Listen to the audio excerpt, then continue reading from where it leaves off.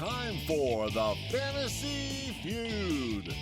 Let's go! Welcome, everybody, to another episode of the Fantasy Feud. I'm your host, Marco Balsamo, and with me today, rocking his, what do you got, Pirates hat on over there, Joey? Pirates hat, Pittsburgh glove. Joey Zoll, showing some man. Pittsburgh glove. Yeah, I'm finally happy with a Pittsburgh running back. Oh, yeah? Are you? Yeah, Najee's it's my favorite running back. You said you weren't going to be, but it was not just Najee or nothing? If I thought it was going to be ETN, I didn't think Najee was going to be there that late. Yeah, I thought it was going to be ETN too, and you would have been happy there too, but Najee's better. Oh, hey, and Alex. I always forget Alex. I mean, I'm feeling great over here. Joey, I'm sure you're feeling pretty great too. Me and you are pretty decent at predicting where guys are going to be drafted, but Marco, on the bottom, yeah, I Marco feel like he got Trevor Lawrence and Zach Wilson right. That was huge. Huge. He really hit So- the ball out of the park. So Joey, let's keep in mind, you only got one more guy right after And that. Alex only got one more than me. No, but I it's- got yeah, Yeah, exactly. But yours was Devontae Smith to the Eagles, and I had him to the Giants. So you better thank the Eagles for that trade up, because otherwise the Giants would probably have Devontae Smith right now, and You I bet would on have one more than Gettleman. you. Yeah, keep betting on Gettleman. I bet on Gettleman. He didn't do anything wrong. Was he going to prevent He the was trade up? fantastic, actually. There's a leak in that fucking organization. There has to be a leak. Right. Yeah, because nobody could have predicted the Giants were going to take Devontae Smith. Well, the with that Giants pick. weren't really panicking that much. I mean, they had to trade back the second that the Eagles traded up there. So if it was available to get, they should have looked alive. Whatever. They made a great trade Whatever. though. So Yeah. we're happy. They over made here. the Trade back only to take Kadarius Toney like a round or two before Right. he should have been. Right. The first that we got next year means nothing. You're right. 100%. No, the first is good, but like if you were going to shoot No for third. a wide receiver, you trade back, and Kadarius Toney just shouldn't have gone that high. I don't agree with you. He was mocked as a low end first. Whatever. We're not getting into this right now. All right. So for today's show, kinda. We'll get into it a little bit, but probably not Kadarius Toney. For today's show, we're gonna go ahead and do kind of a little bit of a mock draft for the first round of a Superflex Rookie Dynasty draft. So we're gonna do that first round. Alex is gonna have the first pick. Joey's going to have the second, and I'm going to have the third, and then we're going to each just keep taking turns. So it's not really a draft to a team, just kind of ranking where we think these guys should be landing if we were on the clock next. And we're in multiple Superflex Dynasty leagues right now where we're drafting. We have one startup drafting as an auction, one startup drafting as a snake, and a rookie draft for an existing one. So we got multiple different drafts we might talk about while we're in the middle of this mock. But you guys ready? I'm ready. Ready to go? All right, let's do it. Let's get right into number one then. Alex, you're on the clock. First pick in the draft. I mean, not much surprise here. Similar to the NFL draft, it's going to be, we're talking super flex. We're going Trevor Lawrence at number one, 100%. There's no doubt about it. You can't really make a case for anyone else. Lawrence is the best prospect. He landed in a good spot for him with a good coach, a college system coach that's going to be easy to transition into. But Dynasty, super flex, Trevor Lawrence, number one. I don't disagree with you. I mean, I'd probably end up going Trevor there too. There's some fun quarterbacks. I think everybody pretty much landed at a nice spot, but I think you're just reinventing the wheel, not going Trevor Lawrence there. Yeah, I'll add in if you want to play it safe, and I don't mean that in a bad way. I just mean Trevor Lawrence is safe. He is safe as a good choice. It will not come back to haunt you that you took Lawrence. I do think there is a guy that if you want to play for the most upside, that has more upside. And Joey, I'm going to assume you're taking him at 2, so let's just go to there. Who are you taking at number 2? I mean, I hope you're not right, but it's Justin Fields I'm going to take there. I am not right. All right. No, I'm not going to take Trey Lance because I know he's not going to be ready to start yet. I think Justin Fields is more ready to go. I mean, I like the upside that Trey Lance has for sure, but I'm just going to go with Justin Fields. I mean, I was thinking Zach Wilson, but he doesn't have a very good O-line there, and he's got a really poor organization he's going to. So, I mean, I hate to just blanket the Jets and say, like, I don't really want to touch somebody on the Jets, but it's pretty damn close to I don't want to touch anybody on the Jets. That's why I'm going Justin Fields there. Well, that leaves you your guy. You should be happy. Alex, what do you think about that? You think that's the right? I'll tell you. So I don't think it's the right choice because at number 3, I'm gonna just steal it instead, Alex, because I'm gonna give my pick. I'll take Trey Lance, and I wasn't when we went into this and we said we picked which picks we want. And I said I'll take 3. I was not thinking that I would be taking Trey Lance because I thought 1 and 2 were extremely obvious. Justin Fields is not more NFL ready than Trey Lance is what I want to say. So there's something that I think people get kind of confused by, and it's the idea that Trey Lance is developmental. He's developmental in the sense that we didn't get to see a lot, but that doesn't mean he put anything on tape that said, I need to work on this before I'm ready for the NFL. The only reason people say he's developmental is because he didn't have a lot of film for us to watch. He didn't have multiple seasons of that performance. He only had the one. So he's not developmental from what we've seen. It's just a matter of does he need more time. So I think he could go in and start right away. I don't think Jimmy Garoppolo stays on the Niners much longer. There's plenty of teams that need a starting QB.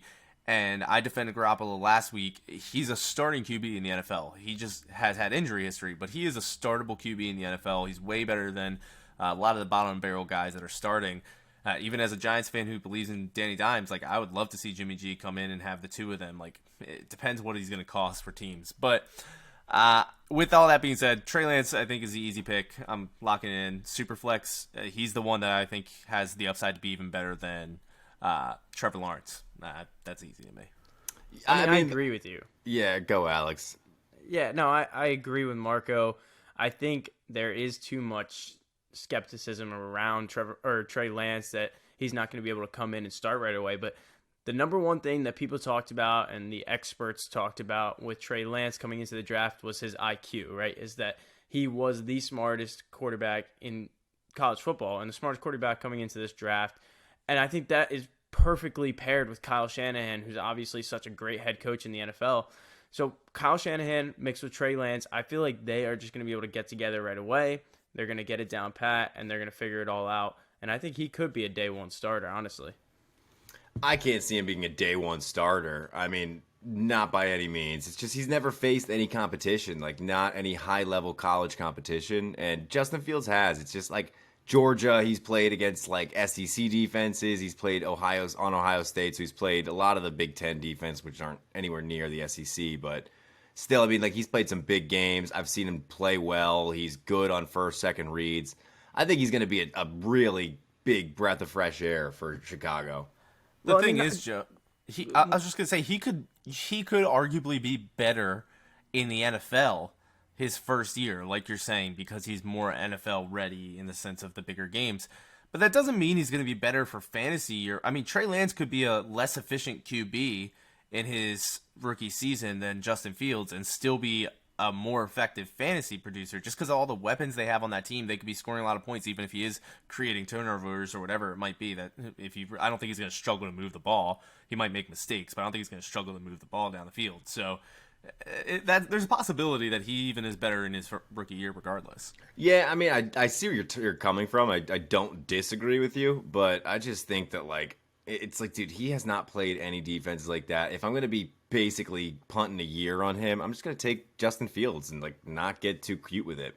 I'll agree with it, but let's see, Alex. What do you got at 4 then?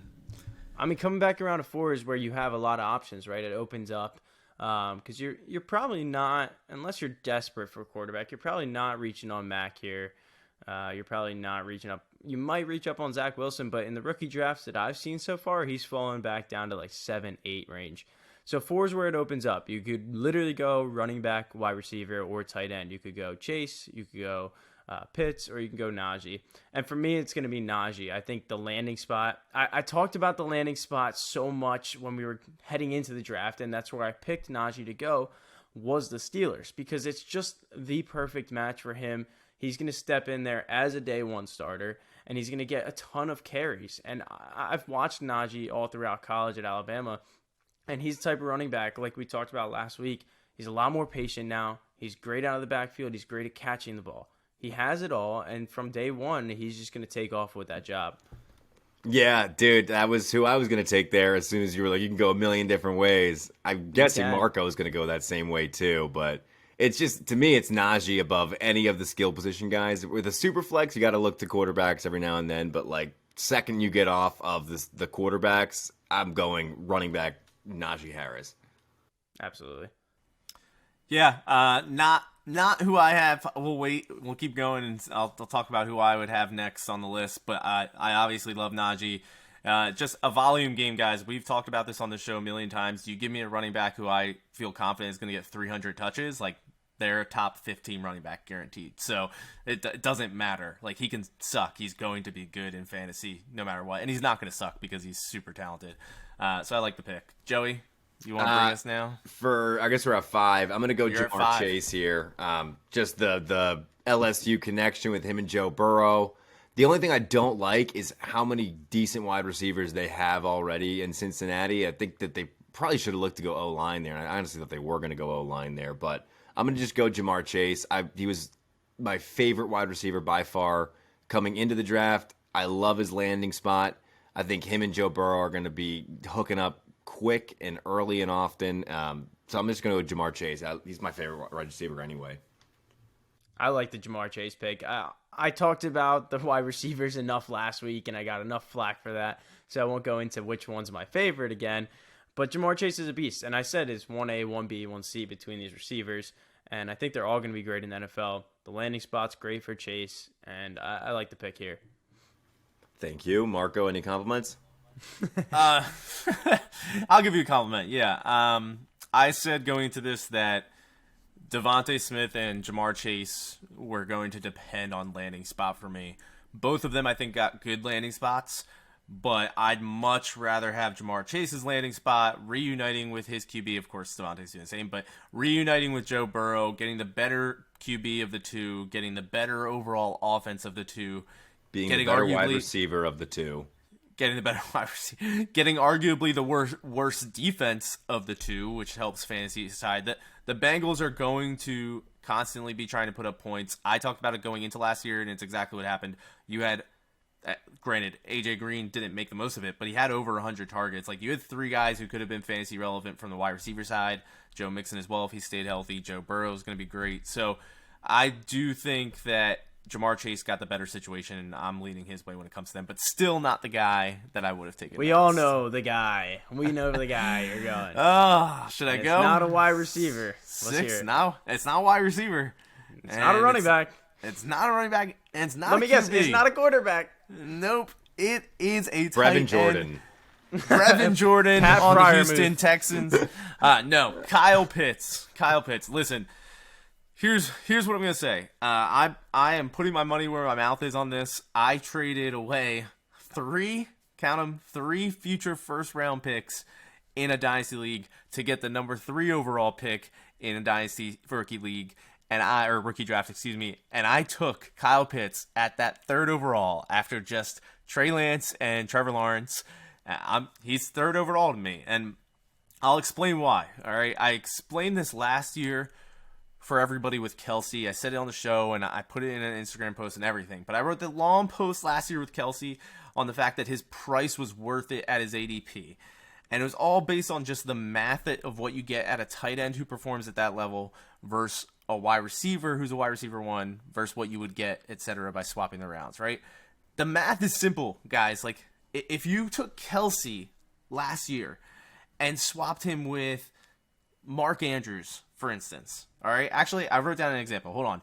If you had Kelsey and Corey Davis versus DeAndre Hopkins and any tight end other than Waller and Kittle. So, like, who's the next best tight end? Mark Andrews?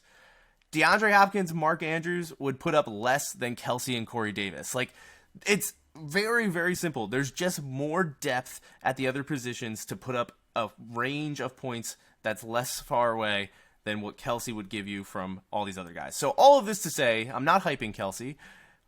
Is Kyle Pitts going to be that type of fantasy tight end? Like, is that what you expect? Joey, Alex, I'm asking the question. Do you think Kyle Pitts will perform at that level at some point? I talked about it a ton last week. I've talked about it in group chats with you guys and like everywhere. I said it after his pro day. I said it before his pro day. He's a generational talent, and I fully believe that. I haven't put my money where my mouth is like you have and traded up for him, but I fully believe that, and I'll put my money where your mouth is. Yeah, my money where my mouth is. I guess that's what I'm going for here. Thank you, Joey. Just You're use welcome. it again. You know? I guess I didn't want to use it again. That's why I paused. I know. Wordsmith. He's just so good, and he's gonna be so good, and I'm 100% sure about that. Yeah. So Joey, what do you think? Do you agree not on the fantasy price of him, but just do you think he can be as good as Kelsey and Kittle? Oh, for sure he can. I mean, like his raw athleticism alone, he can do that. I think on the Falcons, it's a great landing spot. He's got Julio and Calvin there to kind of take attention off of him a little bit. And he's going to have a lot of different like one-on-one options against other linebackers. So it's going to be really difficult for him to fail. I mean, there's definitely a path to him failing, but with how much draft capital they put into him, I'm guessing that it will never happen just because they will not allow him to fail. Exactly. I mean, you combine everything, the landing spot being great, the draft capital they spent on him, meaning, again, for the people who are worried that he's not going to be an immediate contributor because most tight ends aren't, you don't spend the 4th overall pick on a guy that you're waiting for a year out. That's a skill position player. Like, that's not what you do. So he's absolutely going to be used right away. And again, guys, Kelsey, the past 5 years, has been the tight end 1. 5 years in a row. For 5 years in a row, he's put up that advantage that I was talking about of getting 5 to 9 points more on average per game than the tight end 6 even, right? We trick ourselves into saying like, I only had to wait and I got the tight end 9. Like, so I'm not mad. Like, I didn't get the worst tight end. Like, versus thinking like the wide receiver 9. But it's a huge difference. It's like you got a wide receiver 50. Like, it's totally different. So if you could go back and get Kelsey in his rookie season, wouldn't you? Like, is there anybody more valuable that you could I don't want him coming out of the gate? Fuck Not at all. Of course. No, but I'm saying versus anybody else, Joey. Like, if we went back to that rookie season, you would take him over anybody else. And I'm not just saying that class, like anybody else in their rookie season. Because if you knew for the next 5 years, I'm guaranteed to have a guy who's going to average 8 points more than the tight end 5 or worse. It's guaranteed, right? There's nobody else. Why not doesn't even Kelsey go position. first overall ever? Like, I think you're going. He a little should have too far 5 on years this. ago. 5 years ago, He he should have. goes too late. Hines says 2020. That's what exactly. Right? 5 years ago. If you knew it was for 5 years, Joey, if you knew for the next 5 years I'll have this. And by the way, we're not saying Kelsey's done. Okay. So you're talking 6 years. If you knew the next 6 years, what other position that, running backs don't give you 5-6 years of being number one. Some wide receivers do, but it's not as big of a difference as the wide receiver 30, right? You'll get less of a point disadvantage there. QBs, maybe you could argue Mahomes, and that's pretty much it at that point. Like, it makes the most sense to go back for Kelsey. So now I'm offering you that. Take it with Pitts. You just got to be willing to, pay the price. We talked about the Falcons. I mean, this is one of the picks I got right, was Pitts to the Falcons. And we talked a lot about how Austin Hooper 2 years ago, in this same Falcons team, the same receiving core, the same everything, same Matt Ryan, he was great. He had a fantastic season. And now you're putting a 10 times better tight end than Austin Hooper in that system. I mean, it's a recipe for just amazing things. They downgraded to Hayden Hurst last year, and it was still Clearly they pretty weren't happy. freaking good. I was going to say, and they still, so Hayden Hurst, who, if you're worried about is Kyle Pitts going to come in and play right away, like his competition is Hayden Hurst. Hayden Hurst came onto the team last year after playing basically none at all, no playing time at all for the Ravens, and had 87 targets right away. 87 targets. Like, give me Kyle Pitts 87 targets. I'll fucking love that in his rookie season. And he absolutely could do that now. Yeah, he 100% could do that, and I expect him to. I mean, he is just. I love Kyle Pitts. I'm gonna end there. No I words. love Kyle Pitts. No words. All right. If it wasn't Superflex, and honestly, yeah, he could go 1-1. I mean, that's what I'm saying. That if Superflex, you have to take Lawrence or Lance. You have to go quarterback. And I understand if you take the other QBs in front of him too, because I I would debatably have a couple of them maybe in front of him in a super flex where I didn't need a QB. The one where I took him, I'll say, the one where I took him third overall was a tight end premium, but I would still do it even if it wasn't a premium. But that's the only reason it was easy for me. Yeah, to me, there's no shame in taking Pitts anywhere from like 3 to 6. It can kind of happen anywhere. Shouldn't fall past there. Yeah, agreed. Yeah, definitely shouldn't fall past 6. I wish he fell to me, but for this next pick, I'm gonna go with my guy. I talked him up a lot. I don't love the landing spot. I love him being back with his quarterback, but I don't love his quarterback exactly. Waddle. Going Jalen Waddle here. I think Jalen Waddle is a monster, and I think he's going to be a monster in the league. And, I mean, you'll see it. I don't think anyone's doubting his talent. When you guys say that Chase and Smith are better, I don't think you're doubting Waddle. But I think Waddle will show you that he's just up there with those guys and maybe even better than those guys. So I'm going to go Waddle here, cement him with Trevor and Najee. I got a quarterback. I got a running back. I got a wide receiver. Who knows what's next? I think it's a good spot to grab him there. I mean, to be honest, like right here is kind of where it falls off. But if you're between Devontae and Waddle, it's kind of like up to you and what you're looking for. But I would go probably Waddle in this area too. Maybe I would look at ETN or I don't know. I don't knock you for Waddle here at all. Yeah, I'm okay with it. If it wasn't gonna be Waddle, to me it's Devonta Smith. That would be who I'd have next, but I shouldn't be going into that. Let's see who Joey takes next. But but I'll say anyway, since I said those two, I'm between the two. I would prefer the one over the other, but I don't hate, because I actually do like Waddle's situation a lot. I don't hate it. But Joe, let's see. Then, so since we're in a super flex, I'm going to go to Zach Wilson here. I just think it's high time you take the second overall pick. I mean, he's a great quarterback. He throws on the run. He's got a cannon for an arm, and you just look around the league, and it's like who the quarterbacks that are doing the best. It's the quarterbacks with the big arms who can throw accurately on the run, and that's what Zach Wilson can do. His big downfall is that he's on the New York Jets, and it's just the worst run organization. He's got an awful O-line. Even his weapons, like we look around and say, like, oh, they could be something, but it's like Crowder and Mims and like Elijah Moore, Elijah Moore and Chris Herndon. It's like, yes, maybe they could be something, but it is pretty difficult. So, what am I at 6 or 7 right now, or 5? 7. I don't know where I'm even at. I just think it's in the draft. It's crazy. It's crazy that like he's falling, and honestly, I feel like I'm reaching for him here. But since it's a super flex, I can't, in good conscience, leave all these quarterbacks on the board still. Well, Joe, I definitely wouldn't call it a reach. I think it's a very good value pick at 7 in a super flex to get the second overall pick quarterback. I was debating between him and Waddle, but I ended up just going with Waddle because I like the upside. I think the problem with Wilson is I think Wilson's going to mature into a great quarterback. I just don't know how good he's going to be out of the gate. And it's not for his own ability. It's because of what you said. It's because of the O-line. It's because of the young and unproven wide receivers. I mean, Mims, like you said, could be something. Elijah Moore could be something. Michael Carter, I like Michael Carter a lot in the backfield. He could be something. They don't really have a tight end. We've been hoping Chris Herndon will be something, but he hasn't yet.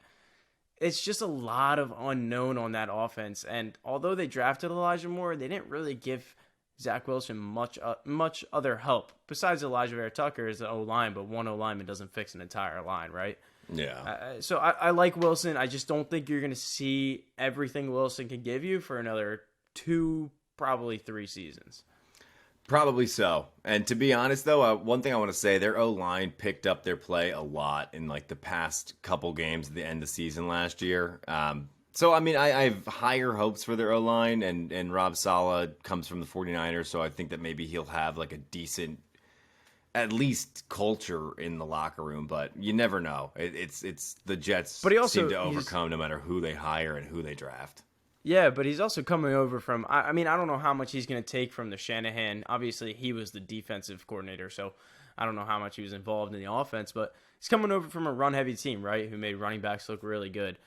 So I wonder if he brings any of that over to the Jets. Smash mouth football. It kind of sounds like Robert Saleh. I could see it. We're just kind of like hoping and praying. Yeah, that's true. All right. Is it me? Marco, it's you. It's Marco. Yeah, it's me, but I'm up to draft. I see that. I was hoping to distract you and make you make a dumb decision.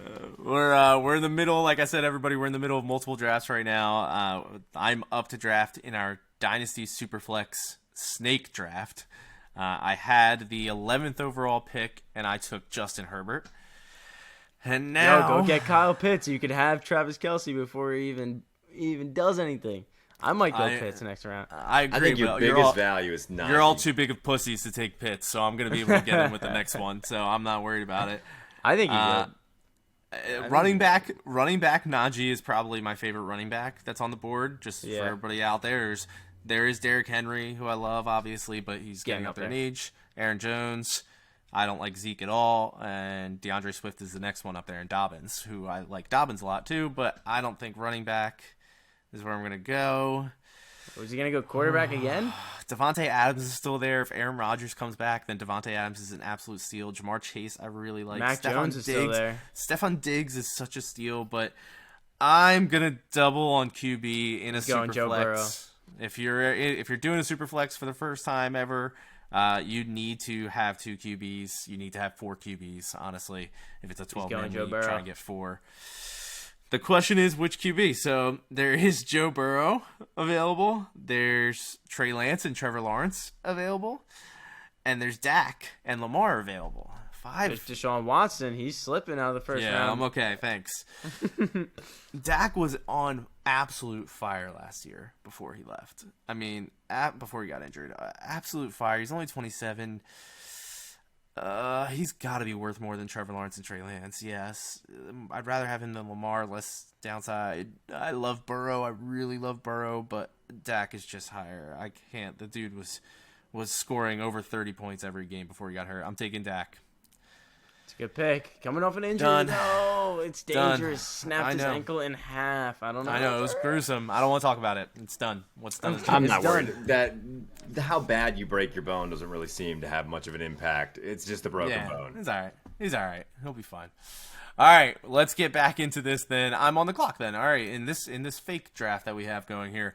Time for it to happen. Can't pass up on this at this point. Devontae Smith's talent is unbelievable, even if he has to be an Eagle. The poor guy, I feel for him. It sucks. But his talent is off the charts. He has a good landing spot, reuniting with Jalen Hurts, getting no competition really outside of Rager, which is not competition, and they both can obviously thrive anyway on an offense without it impacting each other.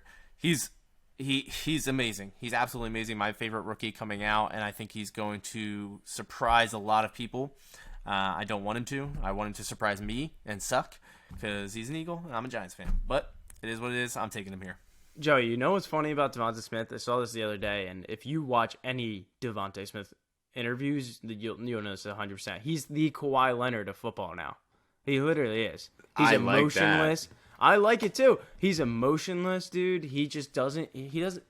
Nothing flusters him. He's true. Yeah, to calm, be honest, cool, and collective. with the shit that's like talked about him, it must be tough to be in like his shoes and be like, look how fucking skinny he is. He's so fucking skinny. It's like he's probably just like he can't even comment on it anymore. He literally says, "I don't give a fuck" without saying, "I don't give a fuck." Yeah. Cool. What are you supposed to do when you're literally setting records and people are like, "You're too skinny to succeed"? You just won the Heisman. Okay. Hey, dude, a wide receiver winning the receiver Heisman is insane. In the first time in like 26 years. Yeah, it's like it is crazy incredible. stuff, the stuff he's doing. So I don't knock you, Marco. I wish you the best. I hope he does well. Jim.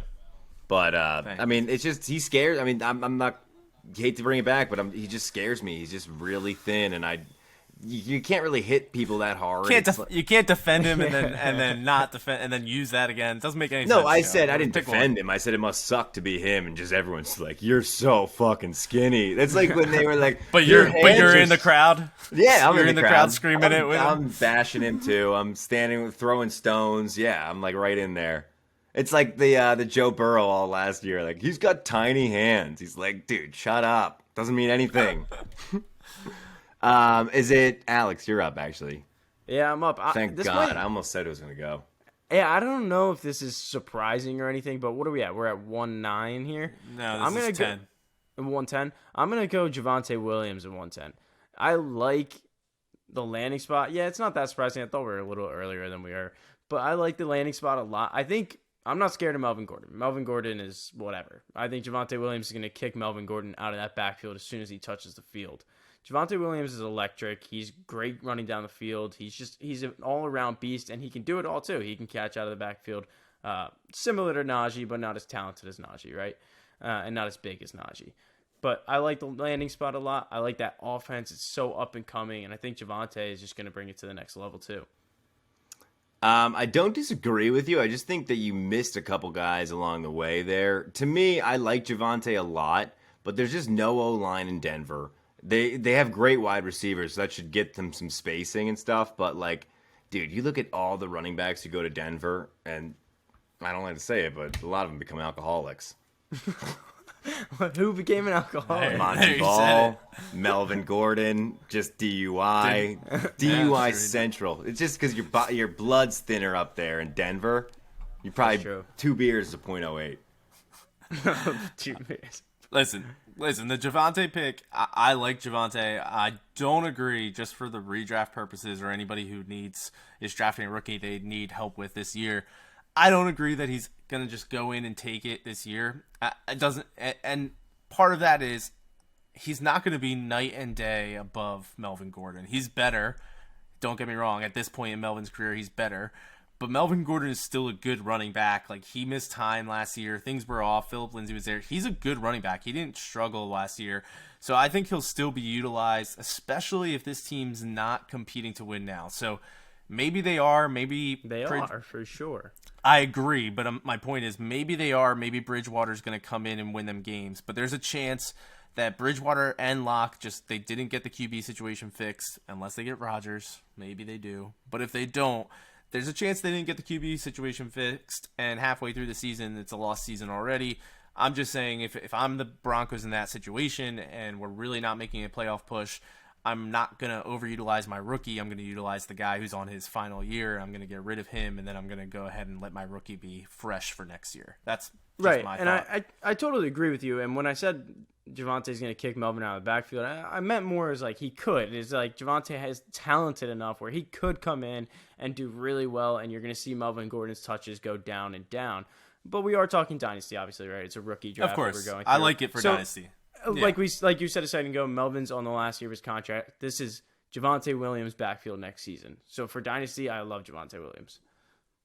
Yeah, I don't hate it. But I mean, I'm going to go Travis Etienne for my pick. It just seems like he's too upright, dude. He's too upright. Yeah, maybe. It's just to me, once the draft capital gets spent, those things are kind of like secondary in my opinion. I'm trying to guess where those teams are going to pick people, but like, dude, obviously the Jags don't seem to care too much. They drafted the running back that's like Trevor Lawrence's like best friend.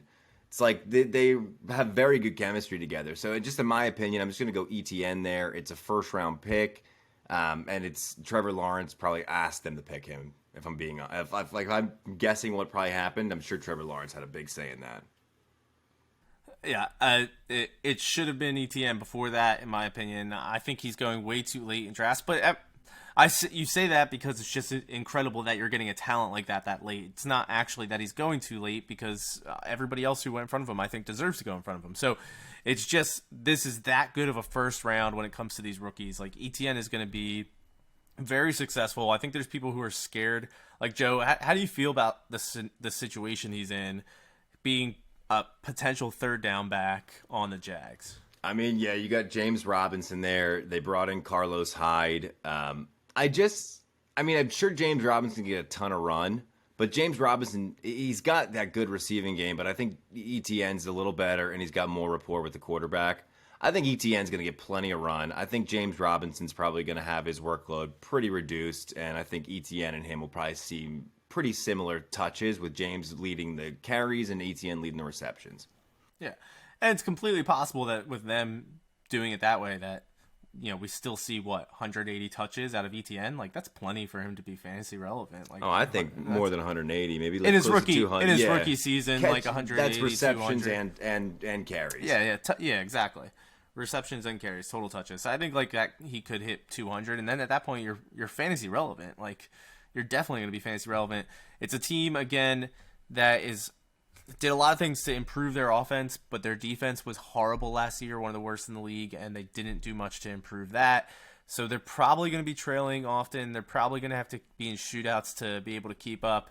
Same thing I said with the Bengals last year goes for these guys. I think Etienne's able to get a lot of receptions that way. I love him, Joey. I think it's a great pick. I'm just not the biggest fan of Etienne. We talked about it before the draft. I'm not. Yeah, I'm with you, Alex. I'm not like the biggest fan of him either, but it's just the draft capital and the situation and the quarterback. It's all kind of like falls into place. I mean, The Joe, stars are aligning. Exactly. Yeah, stars have aligned for Etienne and me to find some value in him. Yeah, Joe, I'm asking this as a serious question because I really don't know. Who's like a good upright runner in the NFL? Le'Veon Bell was. Really. That was probably the best remember. one, and I can't think of one off the top of my head right now. I I don't would know. say Melvin Gordon's a pretty Melvin upright Gordon's runner, right? pretty upright, yeah. I just don't know. I mean, like, he's had some good seasons, but, like, I don't know that I'd say I wouldn't be happy with Etienne having Melvin Gordon's career if I was drafting him here as a rookie. Yeah, but they're and that's not. what I'm getting at. Yeah, come on, guys. You're literally just using one thing that he looks like an upright runner while he's running. Like, dude, Yeah, but what? it's There's like a lot also of the fact guys he who doesn't are break upright that many runners. tackles. Like, when you're an upright runner, it's like you just I don't understand. break your I momentum. It's a real understand. thing. I understand, but that's all you're. I'm not saying it's not a real thing. I'm saying it's one thing. That's all it is. It's a he valid was, point, Yeah, but it's he one was playing thing in to the then say, ACC.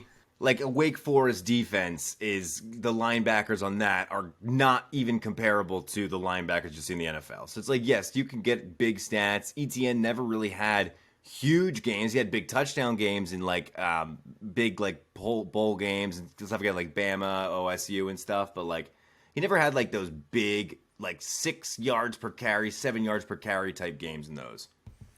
Well, we'll see. We'll see. I think he'll be successful, especially in this role specifically. But Yeah. we'll move on to the last pick, and then we're each going to give 1 second rounder that we're trying to get our hands on. 1 second Real rounder quick. we like. Real quick, What is it? I want the listeners here to know how fucked up our auction draft is right now.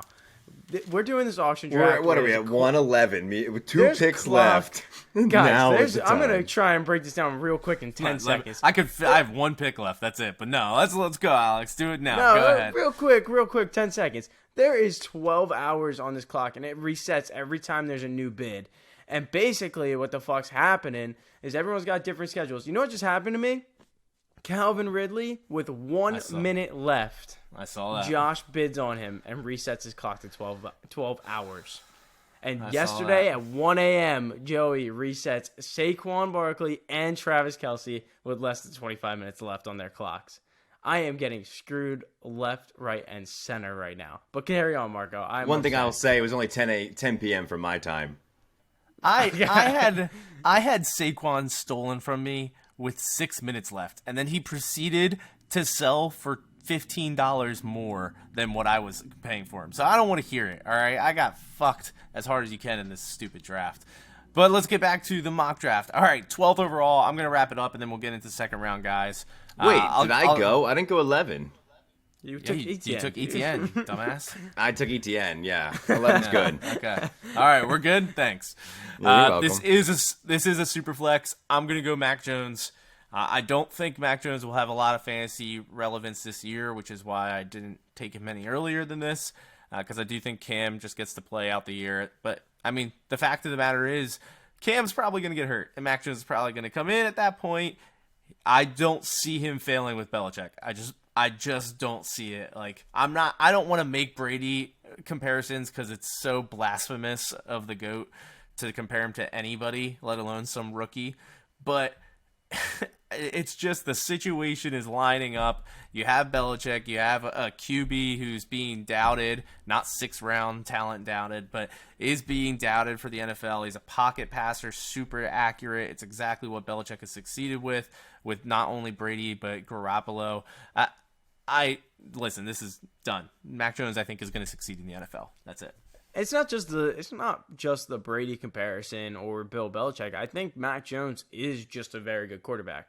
He wasn't mocked to San Francisco at 3 just because whatever. He didn't go 15 to the Bill Belichick Patriots because whatever, because they need a quarterback. He's talented and he does a lot of things well. And, going back to Bill Belichick, he is going to take those things that he does really well and he's just going to magnify them into a great quarterback, in my opinion. Yeah. He might not be great this year, though. They have no receivers, the worst receivers on earth, but I do think in the future he will be. So, all right, let's get into one player from the second round that we each want to highlight. I'm going to start, and then I'll hand off to you guys since I'm already talking. Can we do 1 third round too? Yeah, let's do 2 more each. 2 more each. This is a shorter podcast. I have a third Everyone round we're guy talking that I about, we love. talked about Alright. last week.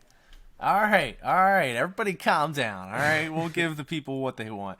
All right, we'll do a second and a third. I'll do both right now. Then Why do you get to go first? Because I'm in charge. So, Be First judicial off, about your Dibs, third. Dibs second. in the second round, somebody I'm targeting. I just took him at, I think it was the 2-7 in our Superflex rookie league or rookie draft. I'm targeting Amon-Ra St. Brown out of USC. Listen, You know the when their name's a guys- mouthful, they're not going to be good. So No, that's when they're going to be the best. Listen, the guy is one of my sleepers coming into the draft before the NFL draft. Really, like, he's a solid wide receiver all around. Who he's been comped to going into it while I was trying to find some comparisons. A lot of people comped him to Robert Woods, both out of USC. Very same builds, very same metrics across the board, and play very similar, where they're kind of just a really good all-around player. It's not super amazing fast. They're not super big. None of this, but they're a great receiver, and they thrive in the NFL. So if he could be anything like that, he now gets the ideal landing spot to me. I talked about this on the last podcast. He has no competition. There is nobody on the Lions. I mean, guys, we talked about this. Perryman? Is that who the best wide receiver on the Lions is right now, Yep, other than Perryman. Amon-Ra St. Brown? I mean, So- probably so.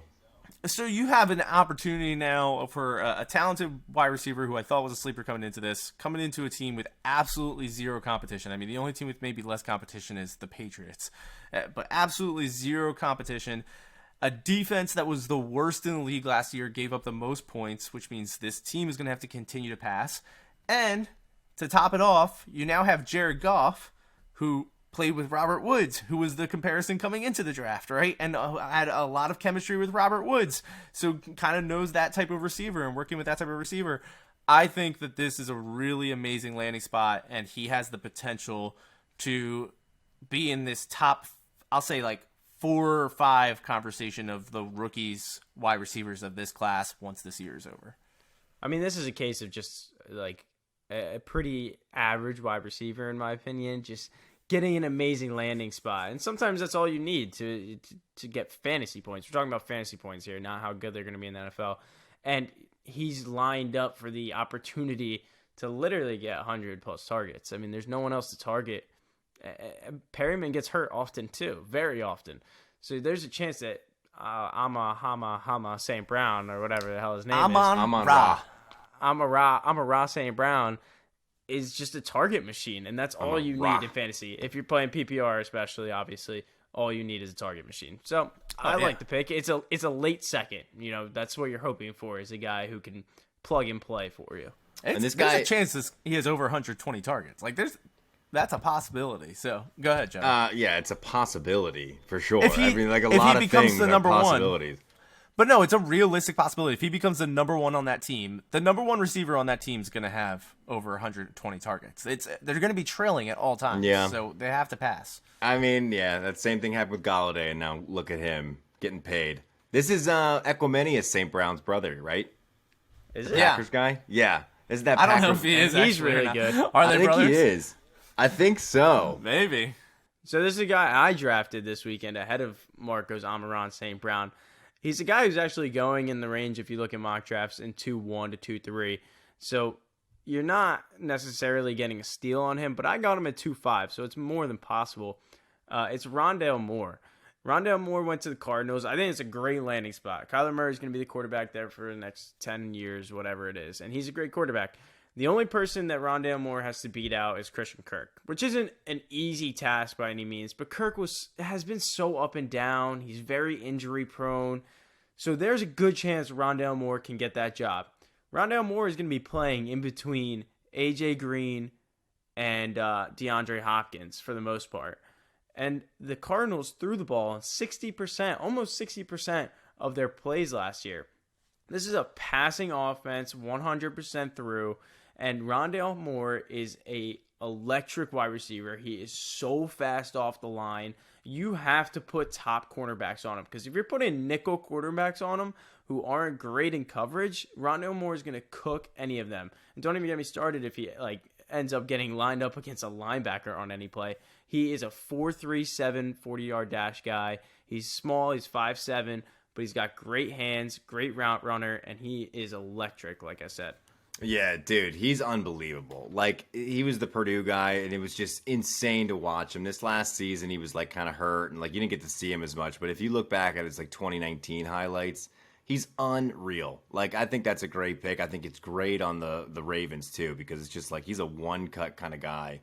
I mean, yeah, dude, 2018, he at 18 years old playing for Purdue, he had 114 receptions for 1,300 yards and 12 touchdowns. Like, Cardinals. I mean, I was saying Ravens. I meant Cardinals. I'm thinking Rashad Bateman for a second. But yeah, dude, Rondale Moore, amazing pick. I think that's great there. Who I'm taking right here at in second round, I guess. I'm doing Trey Sermon. 49ers running backs. Like, give me any running back that's going to get run at the 49ers. I'll take my shot on anybody. Remember last year I was holding Jerick McKinnon, Jeff Wilson, Jim Michael Hasty. I never went on Jeff Wilson. Michael Hasty. Jeff Wilson was the one I punted on, and that was the wrong one. But yeah, I'm gonna go Trey Sermon here. I mean, they traded up for him. I didn't like him at Ohio State. I didn't like him honestly coming into the draft. I just don't think that he's got like those special traits. Like, he's not a great cutter. His vision's decent, but he's just like a power runner that just hits the holes. And like, I think Kyle Shanahan's. I mean, trading up for him just shows me that he likes him a lot. I think you, me, and most fantasy players are on the same wavelength when it comes to Trey Sermon. I don't love Trey Sermon's talent. I didn't love watching him play at Ohio State in the slightest bit. But, like, fantasy football is 50% talent and 50% landing spot. Who's your quarterback? 75% landing spot. Yeah, exactly. Who's your quarterback? Who's your coach? Who's on the outside taking pressure off of you? And what's your O-line look like? And Trey Sermon is like top of the line in all of those categories. So he has a great chance. That's what I'll say. Is like, he's a great guy to get in the second round. You're not taking Trey Sermon in the first round. That's just a reach. But he's a great guy to get in the second round because he has full opportunity to become something special in terms of fantasy football, but you're not risking too much to get him. So I like the pick. Thank you. All right, I'll go first for the third round pick. Yeah, you go first, Alex. No, Alex is going to go first. I'm going first. Snaking it. Fine, whatever. I love this guy, and he is slipping to literally undrafted in any rookie drafts, even in mock drafts. I found this guy fully on my own because I just watched a lot of his highlights, and the Chargers picked up Josh Palmer in the third round of this draft. I mean, third round is pretty damn early to pick up a wide receiver.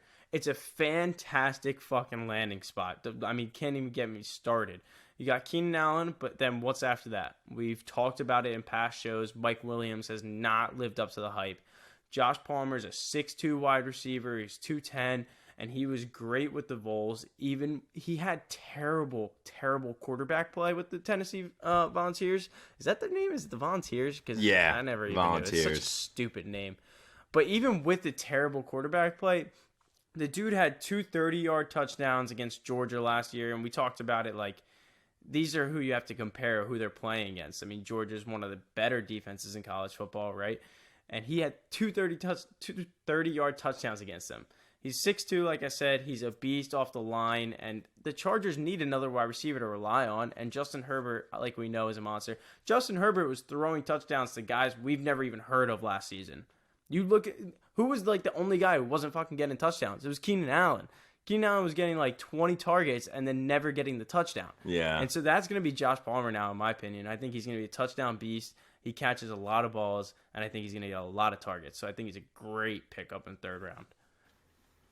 All right, Marco, do you want to go now? Because my last one's going to be an undrafted free agent, and I don't think anyone's going to say him. Sure, I'll go. So, my guy, if you haven't caught the theme yet, if you're newer to these dynasty leagues and doing rookie drafts, you see all three of us are sticking with the theme when it comes to the later round guys. And it's find somebody who got a good situation, right? I heard you guys talking about it. Situation is 50%, 75% of the calculation, right, when it comes to being fantasy relevant. in the later rounds, you're not finding a super talent, because if they were a super talent, you would know about them. They'd be this high-end draft pick. You got to find a guy who's in a good situation. My guy that I'm going with for this one is Amari Rodgers. It all comes down to whether or not A-Rod stays there. The OG A-Rod stays there, right? But even if he doesn't, you now have Amari stepping in on the Packers on a team that has nobody after Devontae Adams. And Devontae Adams is not exactly known for staying healthy all year long himself. So it's, again, somebody who might not be a super talent, might just be an average wide receiver, but given the fact that Allen Lazard is just maybe an average wide receiver, if that, and Marquez Valdes-Scantling is maybe an average wide receiver who can't catch, like, between all that, Amari Rodgers could be getting some real game time early on. And if you get some game time, especially if it ends up being Aaron Rodgers, like, guys, he could be legitimately fantasy relevant, even if he's not that talented, if it's Aaron Rodgers.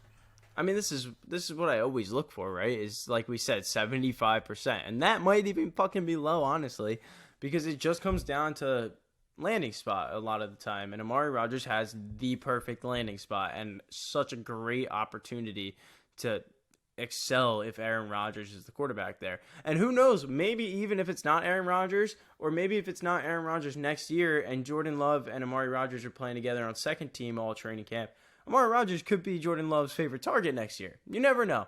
And that's another part of it that I like about Amari Rodgers, is he could be great with Rodgers this year, or he could be great with Jordan Love next year, because I don't think Aaron Rodgers is in Green Bay for much longer. If it's not this year, then it's next. Yeah, I'm with you. I really like Amari Rodgers a lot, and I think where he ended up is amazing. I think as long as Aaron Rodgers stays, and I think he will, I think Aaron Rodgers kind of just like throwing his weight around. Just, I mean, there's not a better spot that he can get traded to. It's like what are the other good. The Broncos. Denver? Yeah, they're all right, but like, do you really think But that's it. That's a better spot than where he's currently at? I don't think so, Yeah. in my opinion. Better wide receivers. In Joey's defense, you're right. You have a better running back with the Packers, and you have a Better the wide best wide receivers, receiver. a better The O-line. best- Dude, I saw a tweet. No, He's no, a here's worse the- defense. No, the depth of wide receivers on the Broncos is better than the Packers. Yeah. But I they don't have- see. I don't know. I don't know if it's a team thing exactly, though. It might just be the way Rodgers is treated in the organization, because there was a rumor today that he was tweeting out in group chats with his friends, calling the owner of the Packers, Jerry Krause. I don't know if you watched Last Dance, but Jerry Krause is the one who crumbled the Bulls with Michael Jordan. So if he's calling him Jerry Krause, it might just be something that's a rift between Rodgers and the organization. Whether Yeah, it but are be you going to trade he's not him because he's calling you Jerry Krause? It's like not the end of the world. If he wants to be traded, yes, that's That's the only problem. So yeah, I just think it's that like, is why would you trade him? because that's we're in exactly this. what it is. We're so in this era of like players controlling everything. Like you can request a trade and get a trade if you want to trade. That's not how In it was NBA, 10, 15 years it doesn't ago. really seem like it works that well Yeah. in the NFL. It hasn't doesn't really- work out in the end, but it works out. We got like 5 quarterbacks right now, all demanding trades, and each one wants to go to the place where the other quarterback is. Marco, It's I like- saw your face a second ago. What I mean by that is like the guys who have held out and went to a different team, they got out of where they wanted to be, right? They went to a different team. It's what they wanted. It hasn't worked out for those guys, but that's what I mean. Yeah. It's like they still get what they want usually. I don't know if they always do. I mean, They either get a new contract or 100%. They either get a new contract or Well, get traded. Listen, Look we'll at the see. running backs that hold We'll out. see. It is a rift in the organization. He's not just upset about who he has on his team, but the fact that he hasn't been involved in the conversation. So it might not be something that can change. If it does, if he stays, amazing for Amari. If not, I still think it's good. But Joe, wrap us up. Last pick. Undrafted Last free pick. agent. This isn't necessarily a 3rd round pick. This is just some guy that I'm really targeting, and I figure this is the best time to talk about it. This is gonna be it's good. Javion Hawkins, the Falcons' new running back from Louisville. If you watched Louisville last year, it's the only player that they had was Javion Hawkins. He is a small running back, maybe 190 pounds, but he is electric. He's absolutely electric. He's took a ton of hits last year playing at Louisville because he was getting like close to maybe 30 touches a game in games where he was healthy. And he carried that offense, and that was one of the better offenses in the NCAAF last year. So I'm going to take Javion Hawkins. There's no one on that Falcons roster that scares me. You got Mike Davis, Quandre Olson. I can't even think of the rest of the people that they have on there. So I think Javion Hawkins is going to rise above all of those people, and I really think that his situation is amazing. And he's a great pass-catching back, too. Yeah, well, I don't think anyone thinks Mike Davis is the real deal, right? So if you drafted a rookie, then you're probably going to give him a shot. So I don't see why it's not a good Well, they thing. didn't draft him, undrafted. Undrafted, whatever. They brought someone in, though. Yeah. We'll see about that. Yeah, I do. It's a good enough situation he could get a chance, but let's not go expect anything. They paid Mike Davis some real money, so I mean they're not planning to not use Mike Davis. Atlanta is stupid. I agree, but they're going to use him. Yeah, that was pretty dumb. Heck, man. Whatever. It made sense after the draft. We all thought they were going to draft somebody, but they must really actually believe in Mike Davis for now. So there you go. Or at least Gurley burnt them and made them realize who the fuck cares who you have at running back. Yeah, dude, That's I know. probably what it was. There's so many people who have had Gurley on their team that have now never again. That are just like, I hate running backs. Yeah, they don't run running backs in the ground anymore. All right, well, that's all we got. So, Joey, sign us off. All right, next week we're going to be going through the top 12 rookies for the third time in a row. Maybe we'll have some new information on them. I thought you were gonna sing. I thought you sing songs now. I thought that's how we end. This came to my head. Yeah, sons, I still see your face Cut. in the white lawn. End it, Joey. Press unrecord.